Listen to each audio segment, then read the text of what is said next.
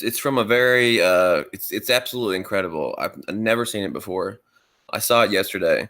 It's this individual named Bob Nodell, and he had what's called an optical gyroscope. Cool. And he took a rotational measurement, and he measured a 15-degree per hour rotation. He's a prominent flat earther. I don't know if you guys have heard this. Yeah, we've heard it. Rotation of what? The gyroscope. Well, it's a rotational measurement. Just like you take a measurement, like you use a ruler to take a measurement, or you take a pressure to take a measurement, you're taking a measurement at the location. I understand.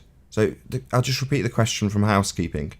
Any evidence of axial rotation of the gyroscopic, Earth-based variety? Yes, he did it. He did it on Earth. No. Sorry, I'll say it once more. Any evidence of axial rotation of the Earth-based variety, not of the gyroscopic variety. So when I ask you what rotates and you say the gyroscope... That's what gyroscopes do. They rotate. So does he understand how a gyroscope works? It's an optical gyroscope. Yeah, so... It was positioned on Earth, fixed to a position on the surface. So it definitely wasn't moving then? What was moving? Well, the gyroscope, according to you. According to you, you've said the gyroscope. 15-degree drift. Yes, right? It was fixed to Earth. Yeah, I know. I've heard all that. Was fixed to Earth. So this isn't proving Earth spins. That's exactly. It's a measurement. Do you want to tell me? Sorry, a measurement of what? Of axial rotation. Oh, so you've decided that this drift is actually Earth rotating under a fixed frame of a spinning gyro. So let me just summarise. The gyroscope, which is fixed in its frame of reference, deviates in its gimbal to the tune of 15 degrees. And your presupposition, your presumed cause of this very unnatural effect, would be that Earth rotating as a non-inertial spinning reference frame rotated underneath the fixed frame of the gyro. That would be your claim then. See, the problem with that is that's an assertion of a Coriolis effect. The 15 degrees would be the deviation, as per the Coriolis effect, demonstrating that we would have, for this to be a proof of Earth rotation, two reference frames.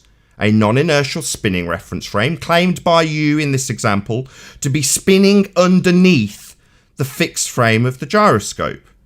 Now, if the gyroscope's in an inertial reference frame, and the Earth is rotating underneath, as per your claim, then we'd have shortened travel if you were travelling from, say, Charlotte, North Carolina to LA. Then your flight time would be about 1.5 hours, because Earth would be rotating underneath. Now, we don't have shortened durations from Charlotte, North Carolina to LA. The flight time's between 4.5 hours, because Earth is not rotating underneath. What about conservation of momentum? Sorry, your example is to claim we have a Coriolis deviation to the tune of 15 degrees an hour, and now you're going to ask me about why it's not deviating and conserving momentum?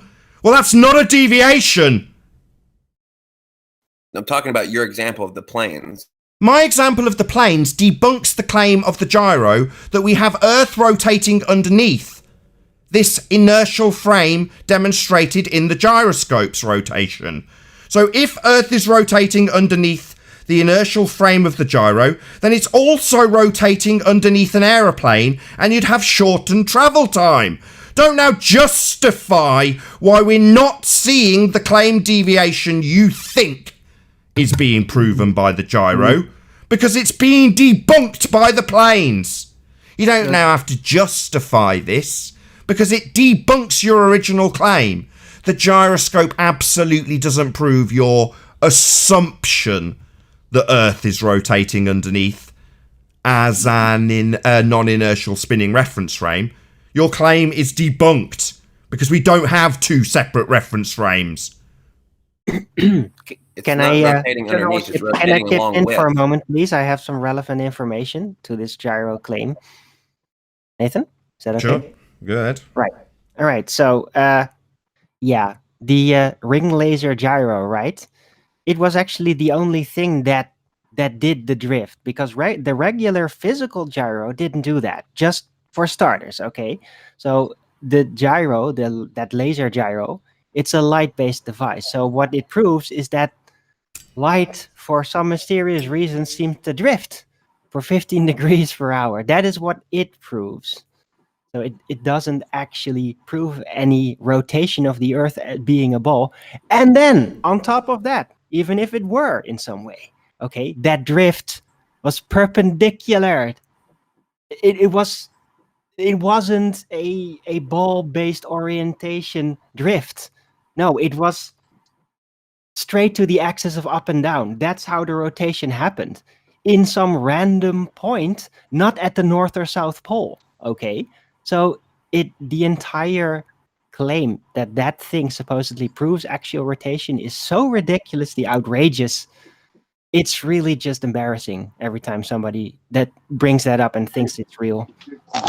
So just a correction from the that's chat. what you guys have wanted for so long, is a gyroscope proving rotation, and mechanical gyroscopes do measure rotation. You just have to have a precision gyroscope. Oh, really? Then why didn't it do that? Why did only the ring laser gyro do that? Bog. Because it wasn't a precision gyroscope. There's actually a video on FE4. Sure. Sorry, just a correction from chat. So Zach says, no, fiber optic gyro, just for our terminology's sake, it was a fiber optic gyro, not a ring laser gyro. Sorry, I mix them up sometimes. But the ring laser gyro picks it up, right? Or the one, and the physical one doesn't. Why? Who cares? Because it didn't pick up anything. It didn't have any drift whatsoever. Who cares? Right? Who cares? If you assert that it has picked it up, that necessitates a Coriolis deviation in the inertial reference frame. So if you've got a Earth that spins underneath the gyro, you've got an Earth that spins underneath an aeroplane, and a helicopter, and a drone, and a ball, like Neil deGrasse Tyson claims as per your religion. Your Earth that spins is claimed to have a Coriolis effect. Neil deGrasse Tyson explains it. The ball gets kicked and apparently deviates from your perception because Earth rotates underneath. Same exact claim the gyroscopes used to make the assertion that you've got a separate reference frame spinning underneath the gyro. Same as Neil deGrasse Tyson's ball. But it all falls apart when you have a plane that's not deviating, that isn't having Earth rotating underneath shorten its duration. So no, you can't have balls deviating and not aeroplanes and drones and helicopters. They deviate more because they're in the air for a much longer period of time than a ball. But nevertheless, you can measure that separate reference frame according to you with a fiber optic gyroscope. No, you cannot. Number one, this is definitely not scientific evidence. It's a man-made device, and you're trying to justify an effect in a man-made device like it's some sort of natural phenomena, which it isn't. So it's definitely not scientific evidence. It's a pseudoscience man-made device with a claimed to be justified proof of a cause for a claim you've made up that's generated within the man-made device. So it's pseudoscience of the highest degree, and the assertion, if proven, would necessitate planes having a shortened duration when travelling west. They don't. Ergo, we don't have a Coriolis deviation. We don't have separate reference frames. And that's precisely what the gyros claim to be demonstrating. Separate reference frames we don't have and don't observe in drones, planes, helicopters, or anything beyond this bloody religious zealot like Neil deGrasse Tyson asserts, with bullets and balls that are only in the air for a fraction of a second. So you wanting to now argue about angular momentum being conserved doesn't give you deviation, and that's precisely what your gyroscope's supposed to be proving. We just don't have one in reality. The gyroscope was affixed to Earth. The ball and the planes you're talking about are not. What part of you don't get... Oh, really? So the ball that Neil deGrasse Tyson is fixed like the gyroscope is to Earth when he asserts that it's deviating because of Coriolis effect. So shut up then, you stupid idiot. The gyro's demonstrating the separate reference frame that the ball travelled through. Yeah, sit back down, you double-speaking little shit. No, you're supposed to have a Coriolis deviation. Your Tyson priest says so. Ball thrown deviates because of Earth turning underneath. Unfortunately, if Earth's turning under a ball, it turns under birds, drones, helicopters and aeroplanes. You can't have it only turning underneath balls and bullets to give you a fraction of a second of hang time and say, yeah, Earth turned underneath that. But as soon as a plane leaves the ground, oh, well, it's conserving the momentum. The bullet just doesn't conserve it. And the ball doesn't conserve it. But a helicopter does. Yeah, it's just double speak, mate. Either you've got two separate reference frames and you have a deviation, or you have not. We have not, because the thing that would demonstrate it were the things that are in the air for the longest period. The man-made devices that have engines that power them are supposed to demonstrate some supposedly natural phenomenon. That's kind of anti to your position, Nathan. I haven't made a claim here, you stupid idiot. What's my position? You're making the claim. You said gyroscopes prove Earth turns. No, they don't. Because that would necessitate two separate reference frames, which we absolutely do not encounter. That's the end of the argument. I can turn off the GPS on my drones, and if I let it hover there, it will come back, and I can just let it hover there until it drains flat in 30 minutes, and then land it, and it will land exactly where it was before. So yeah, we don't have that one. We don't have two separate reference frames with a non-inertial and inertial reference frames. That's what globe Earth with, if with it a spin was would spinning, have. it would move away from me. Yeah, it would seem to deviate. In reality, it's just staying in its fixed position. Well, it would. Its fixed reference frame, like the gyro example. So the gyro's got its own reference frame, and the gyro inside your drone has got its own reference frame. So therefore, as you watched it and you turned underneath away from it, it would seem to drift away from you. But it doesn't, because we don't have two reference frames. Talking about drones, I've got something I wanted to bring up. I'm just screen sharing it at the moment, but I'll wait till you're done. I'm done. Okay.